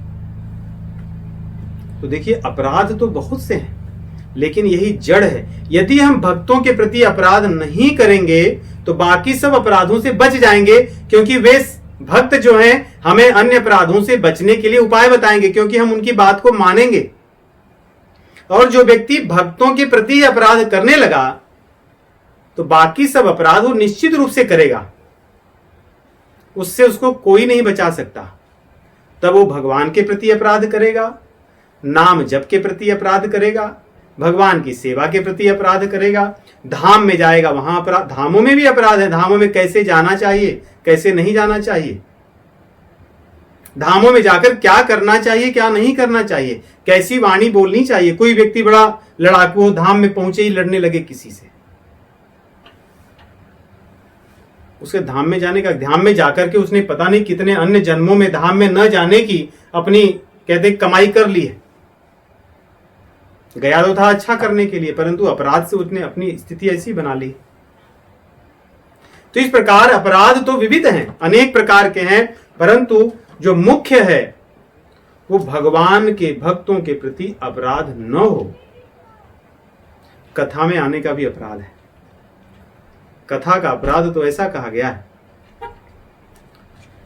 देखिए भगवान श्री रामचंद्र जी मर्यादा पुरुषोत्तम हैं। उन्होंने अपनी लीलाओं से वे सभी मर्यादाएं स्थापित की हैं। वाल्मीकि रामायण में आरंभ में आदिकवि वाल्मीकि लिखते हैं कि जब भगवान श्री रामचंद्र जी, क्योंकि आरंभ जैसे होता है वाल्मीकि रामायण की, भगवान श्री रामचंद्र जी अपनी राजसभा में विराजमान हैं और वहां पे दोनों कुमार लव कुश आते हैं और रामायण को सुनाते हैं, जो बहुत प्रसिद्ध है आजकल। हम कथा सुनाते राम सकल गुण धाम की, वही समझिए कि वाल्मीकि रामायण वहीं से आरंभ होता है कि भगवान श्री रामचंद्र जी अपनी राज्यसभा में विराजमान है। जब वो देखते हैं कि ये कुमार नगरों में गा रहे हैं सुंदर, उनकी इच्छा होती है, बुलाते हैं और प्रभु स्वयं सुनने के लिए बैठते हैं। पूरी सभा बैठी है सत्संग की, कथा श्रवण हो रहा है। भगवान का मन ऐसा खींच जाता है, वो अपने आसन से उठते हैं, बड़े चुपके से धीरे से जाते हैं कि किसी को व्यवधान न उत्पन्न हो। जाकर प्रभु सत्संग सभा में बैठते हैं जहां पर और लोग बैठे हैं, सुन रहे हैं कथा। कैसी मर्यादा उन्होंने स्थापित की है कि जहां पर लव कुश कथा कर रहे हैं, भगवान उनके आसन से ऊपर किसी श्रोता का आसन नहीं होना चाहिए, और श्रोता इस प्रकार भी आचरण न करे कि कथा में बैठे हुए अन्य लोगों को विक्षेप हो, उनको बाधा पहुंचे। उसमें लिखते हैं कि बड़े चुपके से शांति से भगवान श्री रामचंद्र जी जाते हैं जिससे किसी को व्यवधान न हो, और वहां सभा में बैठ जाते हैं और वहां बैठकर कथा को श्रवण करते हैं। कौन है रामचंद्र जी? इस त्रिभुवन के पति हैं, राम राज्य के राजा हैं। सोचिए, जिनके राज्य में कभी किसी को कोई कष्ट नहीं होता, ऐसे प्रभु इस प्रकार कथा श्रवण करते हैं।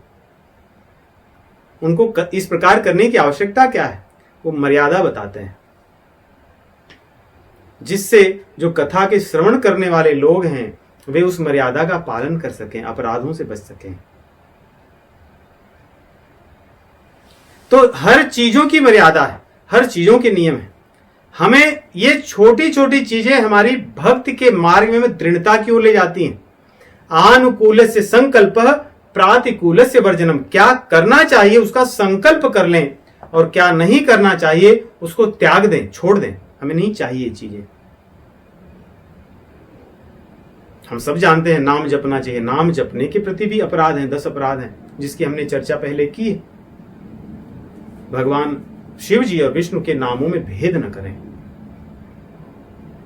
भेद बुद्धि न रखें, संतों का अपराध न करें, संतों की निंदा न करें, शास्त्रों की निंदा न करें, गुरु की निंदा न करें, भगवान के नाम को अन्य जो व्रत हैं उन चीजों के समान तुलना न करें। अच्छा, नाम जप लिए तो ये मैं व्रत कर लिया तो ठीक है, उतना ही हो गया, या भगवान के नाम की महिमा ऐसी बताएगी तो ऐसी जिससे लोगों की श्रद्धा बढ़े इसलिए कही गई है, इतना ऐसी कोई बात नहीं है। या मैं तो भगवान का नाम जपता हूं तो पाप भी कर लेता हूं तो कोई बात नहीं है। या अश्रद्धालु लोगों को भगवान के नाम की महिमा बताना, जानते हुए भी अपराध करते रहना, दृढ़ता से इसका पालन न करना, ये सब नाम अपराध है। इसलिए भगवान का नाम जपते समय इन अपराधों से बचना चाहिए, तभी उनका रस हमें मिलेगा। इसके अलावा कुछ चीजें हैं जो अनुकूल है और प्रतिकूल है। बहुत सुंदर बात जीव गोस्वामी कहते हैं, वाचो वेगम मनसः क्रोध वेगम जिह्वा वेगमुदरोपस्थ वेगम एतान वेगान यो विषहेत धीरः सर्वामपि मां पृथ्वीं सशिष्यात्। कुछ वेग को सह लो, और इन्हीं वेगों को सहने के लिए भगवान भी कहते हैं, शक्नोति हैव यह सोढ़ुम प्राक शरीर विमोक्षणात् काम क्रोधोद्भवम वेगम सयुक्तः स सुखी नरः। हमें कुछ वेग जो होते हैं उनको छोड़ देना चाहिए, सह लेना चाहिए, उनके अधीन नहीं होना चाहिए। बोलने का, वाचो वेगम, मैं तो बोलूंगा नहीं, भक्तों को इसको छोड़ देना चाहिए। कोई कुछ बुरी चीज कह देना, शांत हो जाना चाहिए, बोल लेने दीजिए उसको, उसके सामने हाथ जोड़ लें कि आप महान हैं, आप जो कह रहे हैं सही बात है। या अगर ये कहने से भी वो चिढ़ जाए तो मुंह को बंद कर लें, उसकी हां में हां मिला दें। वाचो वेगम, परंतु तू मैं न करें। कठिन काम है नहीं, लगता सरल है। इस वेग को सहना बहुत कठिन है। अगर इस वेग को सहना इतना सरल होता तो कथाओं में बड़ी शांति रहती। आप कथा पंडाल में जाएं तो वहां अगर माइक बंद हो जाए, ऐसा लगता है कि आप किसी मार्केट में बैठे हुए हैं, आवाज आ रही है। अगर ये वाचो वेगम न हो तो हम सभी को म्यूट करने की आवश्यकता भी नहीं है जूम में, और न तो हमें वीडियो बंद करने की आवश्यकता है यदि हमारा वाचो वेगम न हो। वाचो वेगम मनसः क्रोध वेगम, और मन का वेग, मेरे मन में ऐसा आएगा मैं करूंगा, मुझे तो अच्छा लगता है, मेरे मन को ये चीज भा रहा है, मेरा मन ये चीज करने को नहीं कह रहा है। और क्रोध क्रोध का वेग, इनको सह लेना चाहिए। किसी बात से भीतर जब क्रोध की अग्नि उठे तो मुंह को बंद कर लें, कुछ न बोलें, शांत हो जाएं, राम राम मन को कहिए, प्रभु का स्मरण कीजिए कि हे नाथ, इस क्षण को बीत जाने दीजिए, ऐसी शक्ति दीजिए कि इस क्षण में बिना बोले रह सकूं। और ये सब वेग एक दूसरे से संबंधित हैं। मन, क्रोध, वचन, ये सब एक दूसरे से संबंधित है। उसी प्रकार जिह्वा वेग, ये जो खाने की वृत्ति है उसको नियंत्रित करें। जिह्वा जो कहे वही न खा लें, रसना को रस के पीछे न दौड़ने दें। उसके बाद में उदरम, मनमानी न खाएं, खा ही रहें, कोई नियम नहीं। और उपस्थ वेगम, जननेंद्रियों का वेग, इन वेग को नियंत्रित करना। कह रहे हैं कि भक्ति बस यही है, इनको यदि इन वेगों को नियंत्रित कर लिए तो आप पूरी पृथ्वी पर राज्य कर सकते हो, पृथ्वी पर आपका साम्राज्य होगा। क्या ये वेग भगवान श्री रामचंद्र जी ने अपनी लीला में सहकर नहीं दिखाए? वाणी रामचंद्र जी की कितनी नपी तुली थी। भगवान ने कभी किसी की प्रतिक्रिया ऐसी नहीं की कि कोई कुछ कह सके। इसीलिए तो वैरी भी भगवान के सामने झुक जाता था। वैरी हो राम बड़ाई करी, कि धन्य है, बिना उनकी प्रशंसा किए रह नहीं पाता था वैर शत्रु। लेकिन हम इसका प्रयास करें, जो अनुकूल हैं उनकी तरफ हमारी दृष्टि हो, हम उनको करें। और एक और बात कहते हैं कि इनको सह लेने से भक्ति बढ़ती है, लेकिन क्या करने से भक्ति का विनाश होता है, प्रातिकूल्य क्या है, उसकी बात भी कहते हैं। अत्याहार प्रयासश्च प्रजल्पो नियमाग्रहः जनसंगश्च लौल्यञ्च षड्भिर्भक्ति विनश्यति। 6 चीजें जिससे भक्ति का विनाश हो जाता है। आरंभ करते हैं अत्याहार। कितना खाएं कितना न खाएं। अधिक खाने वाले व्यक्ति की भक्ति का नाश हो जाता है, क्योंकि अधिक खाने वाले व्यक्ति के भीतर आलस्य होता है, तामसिकता बढ़ती है। और अधिक खाने वाला व्यक्ति फिर किसी भी वस्तु को कितना भी कभी भी खाता है, तब वो भगवत प्रसाद का ही ग्रहण नहीं करता, वो कुछ भी खाने लगता है, कहीं भी खाने लगता है। तो एक तो ये हो गया जिह्वा से खाने का। बाकी सभी इंद्रियों से भी खाने की चीजें होती हैं, सभी इंद्रियों से भी आहार उतना ही जितनी आवश्यकता है। और प्रयासश्च, ये थोड़ा सुनने में विचित्र लगता है। ऐसा क्या? बहुत अधिक प्रयास करने वाले लोगों की भी भक्ति नहीं होती, उनकी भक्ति भी नष्ट हो जाती है। संसार की उपलब्धियों के पाने के लिए जो लोग लगे हैं, प्रयासरत हैं, उनकी भक्ति नहीं रह पाती। इसलिए यहां पे प्रयासश्च, प्रयास कहें, बहुत अधिक प्रयास करने वाले लोग कि मेरा ये भी बना रहे, मेरा वो भी बना रहे, मैं यहां भी कर लूं, मैं वहां भी कर लूं, वो भी कर लूं, ऐसा भी कर लूं, वैसा भी कर लूं, यहां भी नाम हो जाए, वहां भी नाम हो जाए। कहते हैं ये प्रयासश्च, जो अति प्रयास करने वाले लोग हैं, इनकी भक्ति का भी विनाश हो जाता है। क्यों? क्योंकि तब वो भक्ति मार्ग से धीरे धीरे च्युत हो जाते हैं, भोग विलास में लग जाते हैं। और प्रजल्प, प्रजल्प अर्थात बोलते रहना, कहते रहना, बतलाते रहना।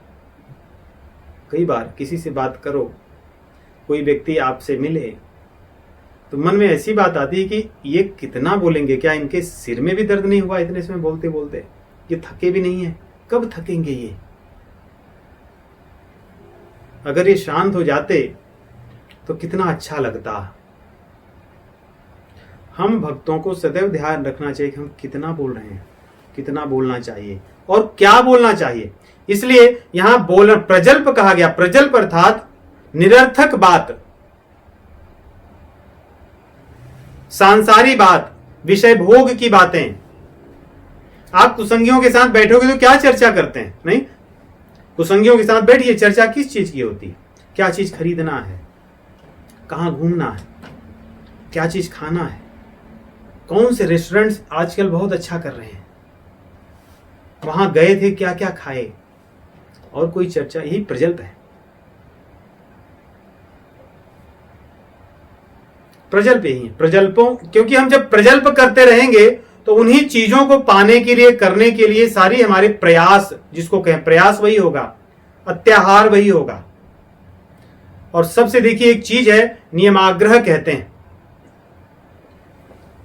जैसे हमने कहा था आग्रह भयंकर है, वैसे ही नियम और नियम का आग्रह, ये दोनों चीजें इसमें जोड़िए। हमें नियम का तो पालन करना है। कई लोग ऐसे होते हैं नियम वाले ना, कि आप उनके साथ कुछ समय रह भी नहीं सकते। वो मनमुखी लोग ऐसे होते हैं कि मुझे ऐसे ही करना है, मुझे ये चीज ऐसे ही बोलना है, इतने बार ही मैं करूंगा। ये नियमों का जो आग्रह करने वाले लोग हैं, ये वास्तव में हठी लोग होते हैं। ये कभी प्रेम की अनुभूति नहीं कर पाएंगे, क्योंकि इनके भीतर सरलता नहीं होती, हठ होता है। इसलिए काकभूषुंडी रामायण में कहते हैं, रामचरितमानस में, भगति पक्ष हठ नहीं शठताई, दुष्ट तर्क सब दूरी, दुष्ट तर्क सब दूरी बहाई, दूरी बढ़ाई। कहते हैं कि भगति पक्ष हठ नहीं शठताई। अपने भक्ति का पक्ष तो लें कि हम भक्त हैं, मेरा ये नियम है, लेकिन हठ करके दुष्टता सठता न करें।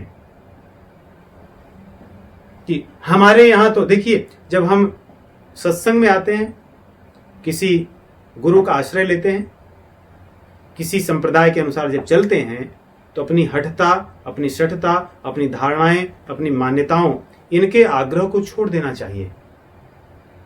जब तक इनके आग्रह को हम नहीं छोड़ेंगे, तब तक हमारे भीतर न तो सरलता आएगी, न तो हमारी साधना के प्रति दृढ़ता आएगी। क्यों? क्योंकि हमारी दृढ़ता तो उन धारणाओं के प्रति है। वो हमारे मौसा जी ने ऐसे बताया था तो हम लोग तो ऐसे ही करते हैं। तो आपने वहां एक गुरु अवज्ञा आरंभ कर दी। तो जो मार्ग हमने कहा ना कि प्रथम मुनि ने जिन कीरति गाई, सोई मग चलत सुगम मोह भाई, हमारे आचार्यों ने जो रास्ता बताया है, उस रास्ते में हम अपनी चीजें अड़का करके पत्थर रखते जा रहे हैं कि हाँ इस रास्ते में मैं चल रहा हूं, लेकिन अपने पत्थरों को रख रख कर उस पर चलूंगा मैं। हाँ ये चीज जो बताए थे तो मैं ऐसे करता हूं, लेकिन ये मेरे काका से मैंने बात किया था तो उन्होंने ये बताया, मैं तो ऐसे ही करूंगा। तब यही आग्रह, नियमाग्रह है। नियमों का आग्रह करने वाले व्यक्ति की भक्ति कभी भी बढ़ नहीं सकती, भक्ति का विनाश ही होगा कालांतर में, और चीजें कुछ नहीं हो सकती। इसलिए भक्ति मार्ग पर चलेंगे। जब हम किसी संत की, गुरु की, संप्रदाय का आश्रय लेते हैं, तो अपना सब कुछ उसमें लगाना चाहिए, उसके अनुसार जीवन को जीना चाहिए। इसी को लेकर हरिवासर भी कहा जाता है। व्रत में हरिवासर होता है कि किस नियम के अनुसार व्रत करना है, किस नियम के अनुसार हमें व्रत का पारण करना है। इसीलिए हमारे जो ज्योतिषी हैं, ज्योतिष आचार्यों ने अलग अलग संप्रदाय के अनुसार, स्मार्त के अनुसार, वैष्णव संप्रदाय के अनुसार नियम बनाते हैं कि किसको कब क्या व्रत करना चाहिए। यदि हमने वैष्णव मार्ग चुना है तो बड़ी शांति से वैष्णव मार्ग में बताए हुए जो नियम हैं, जो व्रत हैं, जो हरिवासर हैं, उनको दृढ़ता से हृदय में धारण कर लेना चाहिए। क्योंकि मेरे फलाने ने कहा कि इस दिन व्रत करना चाहिए, तो मैं अच्छा ठीक है, तो मैं इस दिन व्रत नहीं करूंगा क्योंकि वो बोल रहे हैं तो मैं इस दिन व्रत करूंगा। ये वास्तव में अपराध है। कैसा अपराध है? गुरु अवज्ञा है, संत अवज्ञा है। हम वैष्णव मार्ग यदि चुने हैं तो इसलिए उसके अनुसार जो परंपराएं हैं, मान्यताएं हैं, व्रत हैं, जप हैं, तप हैं, उनका दृढ़ता से पालन करें। अन्य मार्ग निंदनीय नहीं है, उनमें कोई कमी नहीं है, परंतु हमने मार्ग तो चुना है ना एक। अगर एक मार्ग पर नहीं चलेंगे, मान लो किसी व्यक्ति को कहीं जाना हो, वो कुछ दूर एक सड़क से जाए, फिर लौट कर आए, फिर दूसरी सड़क से उतना दूर जाए, ऐसे ही क्रम में वो चलता रहे, तो अपने गंतव्य स्थान में पहुंचना तो उसके लिए कठिन ही होगा, आगे नहीं बढ़ पाएगा। इसलिए इस प्रकार के नियमाग्रह को त्याग देना भक्ति मार्ग में बहुत पोषक है। आगे कहते हैं जन संगश्च, जन का संग। भगवान भी इस बात को भगवत गीता में कहते हैं, अरति है जन संसदी, अरति जन संसदी। बहुत लोगों में अपनी मान्यता बढ़े और लोगों के बीच में मैं जाऊं, मेरा लोग मान करें, गुणगान करें, मेरे बड़े फॉलोवर्स हों, इन चीजों की जो इच्छा है ये व्यक्ति की भक्ति का नाश कर देती है। और कई बार होता है ऐसे ही है कि व्यक्ति लगता है कि अच्छा मैं भक्ति तो कर रहा हूं, इसमें मैंने सुने थे वो मेरे गांव वाले जो संत थे उन्होंने बताया था, उनको तो कोई जानता ही नहीं है, उस मार्ग पे चलूंगा तो क्या है। अच्छा ये वाले जो हैं इनको तो भाई, इनको तो 1 करोड़ लोग मानते हैं, अगर मैं यहाँ जाऊंगा इनके साथ अपनी फोटो लगाऊंगा तो मुझे कितने लोग जानने लगेंगे। ये जन संसदी है। भगवान भगवत गीता में कहते हैं अरति जन संसदी, विविक्त देश सेवित्वम अरति जन संसदी।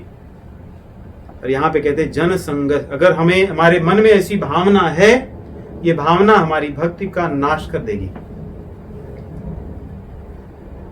इसलिए जनसंग से, और ये जनसंग का दूसरा अर्थ है सांसारी लोगों का संग, सांसारी लोगों के साथ आत्मीयता, थोड़ा यहां थोड़ा वहां, थोड़ा यहां थोड़ा वहां। आज यहां भजन कीर्तन कर दिए, कल वहां बैठ करके हॉलीवुड बॉलीवुड की मूवी आनंद ले रहे हैं।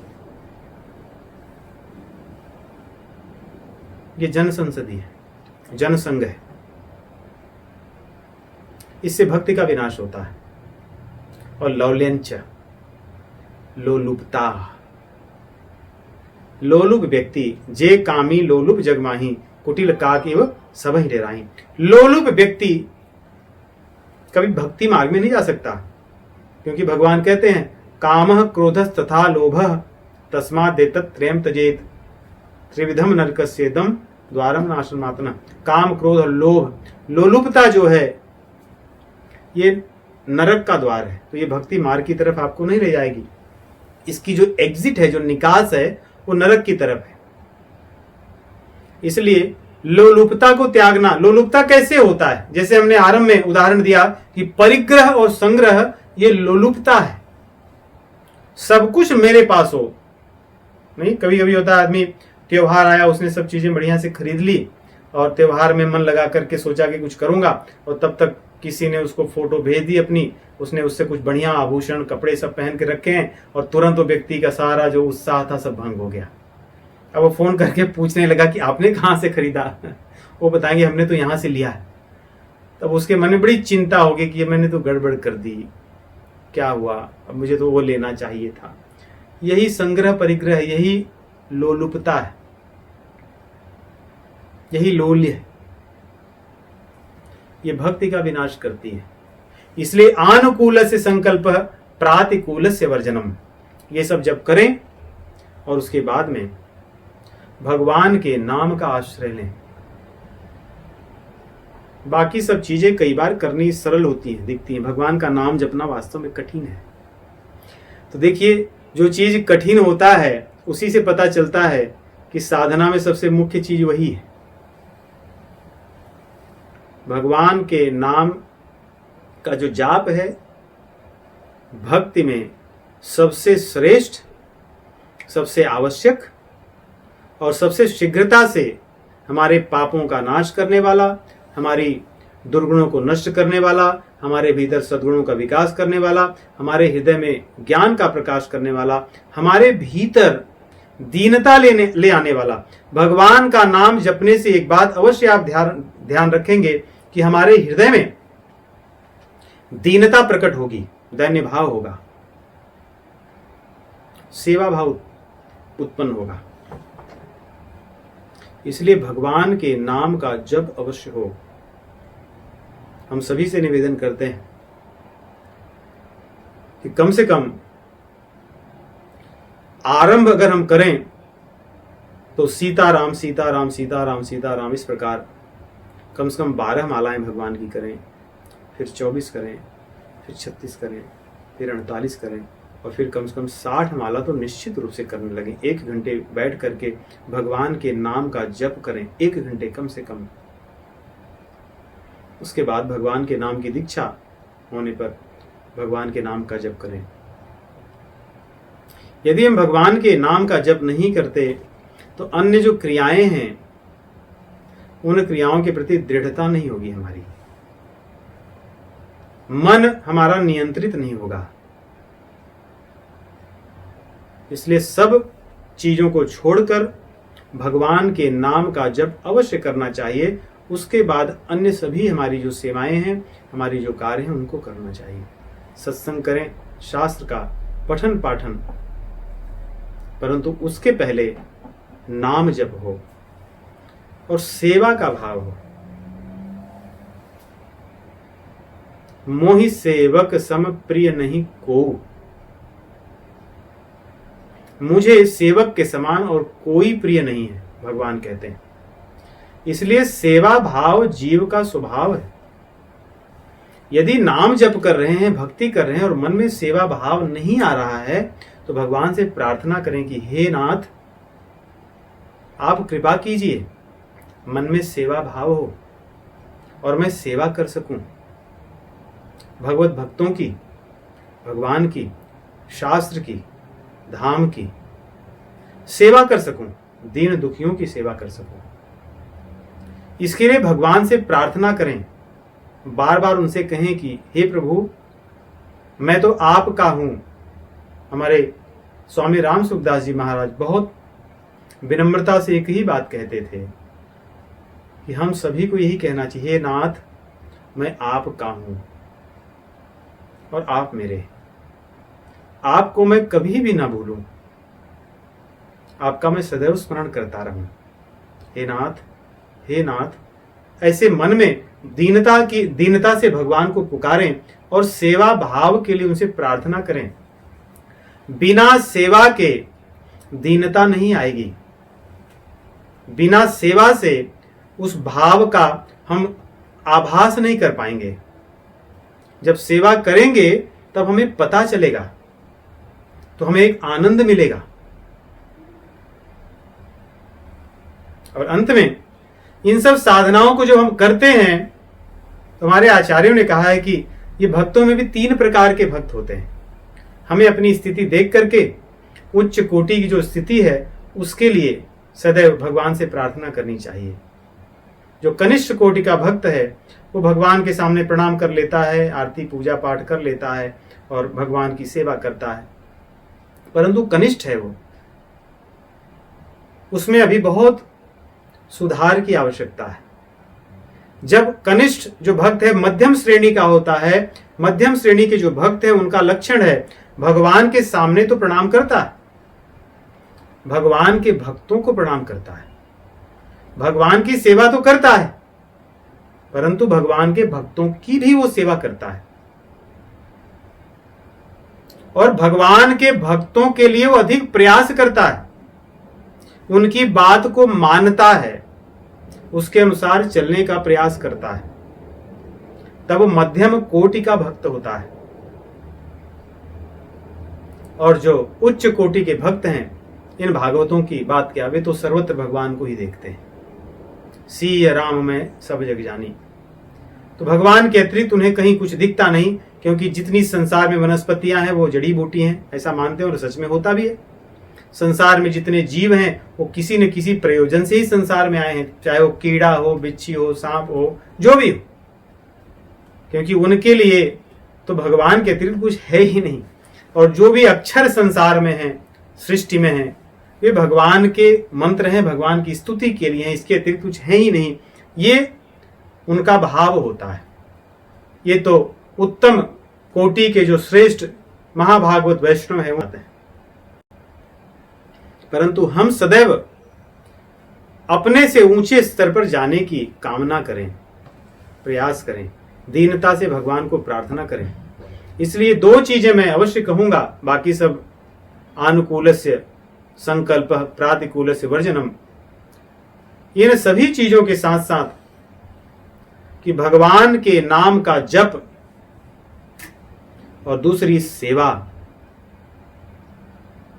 भगवान के भक्तों की, भगवान के कथाओं में सेवा सहयोग करना, भगवान के धाम में सेवा सहयोग करना, गौ की, ब्राह्मण की, संत की, भगवान मार्ग में लगे हुए जो भक्त हैं उनकी, हमारे घर कोई भक्त आ जाए तो उनकी सेवा करें, ऐसा सोचकर कि भगवान का अपना जन आया है, मेरा सौभाग्य है। इसीलिए जैसे रैदास जी कहते नहीं कि आज के दिवस की मैं लेऊं बलिहारा, मेरे घर आया राजा राम जी का प्यारा, कि मेरे घर आया राजा राम जी का प्यारा, भगवान का भक्त मेरे घर आया है, मेरा तो दिन ये बलिहारी जाने वाला दिन है।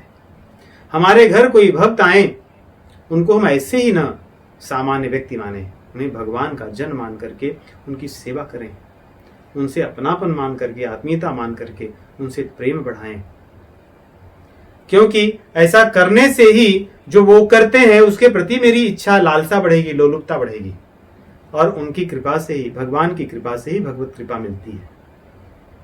जिस पर भगवान के भक्त प्रसन्न हो उस पर भगवान जनार्दन प्रसन्न हो जाते हैं, ये नियम है। जैसे कोई व्यक्ति कुत्ता पाले, अब उस कुत्ते की आप खूब प्रशंसा करो, सेवा करो, रोटी खिलाओ, दूध पिलाओ, तो मालिक वैसे ही आपसे प्रसन्न रहेगा, भाई आप हमारे कुत्ते की खूब सेवा करते हैं।